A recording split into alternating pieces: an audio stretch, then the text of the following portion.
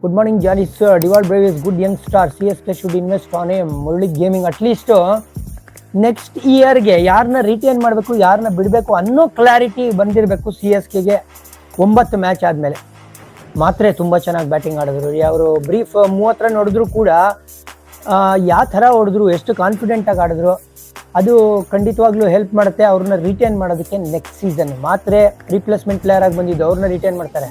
ಬ್ರೇವಿಸ್ replacement ಆಗಿ ಬಂದಿದ್ದು ಅವ್ರನ್ನ ರಿಟೈನ್ ಮಾಡ್ತಾರೆ.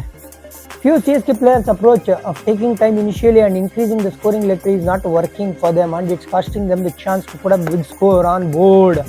ಉದಯ್, ಆ ಫೈರ್ ಪವರೇ ಇಲ್ಲ ರೀ ಅವ್ರಿಗೆ. ನ್ಯಾಚುರಲ್ ಆಗಿ ಏನು ಗೊತ್ತಾ, ಓಲ್ಡ್ ಸ್ಟೈಲ್ ಆಫ್ ಕ್ರಿಕೆಟ್ ಆಡೋಕ್ಕೆ ಬರೋದು ಎಲ್ಲರೂ. ಶಿವಮ್ ದುಬೆ ಇರಲಿ, ಜಡೇಜಾ ಇರಲಿ, ದೀಪಕ್ ಕೂಡ, ರಾಹುಲ್ ತ್ರಿಪಾಠಿ, ಇವರೆಲ್ಲ ಓಲ್ಡ್ ಸ್ಕೂಲಿಂದ ಬಂದಿರೋದು. ಇವಾಗ ಎವಾಲ್ವ್ ಆಗಿಬಿಟ್ಟಿದೆ. ಬ್ಯಾಟಿಂಗ್ ಪಿಚ್ ಚೆನ್ನಾಗಿದೆ ಅಂದರೆ ಇವರಿಗೆ ಬಾಲ್ ಒನ್ನಿಂದ ಹೊಡೆಯೋ ಕ್ಷಮತೆ ಇಲ್ಲದೆ ಇರೋದ್ರಿಂದ ಈ ಥರ ಆಗಿದೆ ಇಡೀ ಸೀಸನ್. ಹೌದು, ಮನೆ ಅಂಗಳದಲ್ಲೇ ಡಾಮಿನೇಟ್ ಮಾಡೋಕ್ಕಾಗಿಲ್ಲ, ಅದು ಒಂದು ಕಾರಣ ಈ ಸೀಸನ್ ಇವ್ರು ತಗೊಳಕೊಂಡಿರೋದಕ್ಕೆ.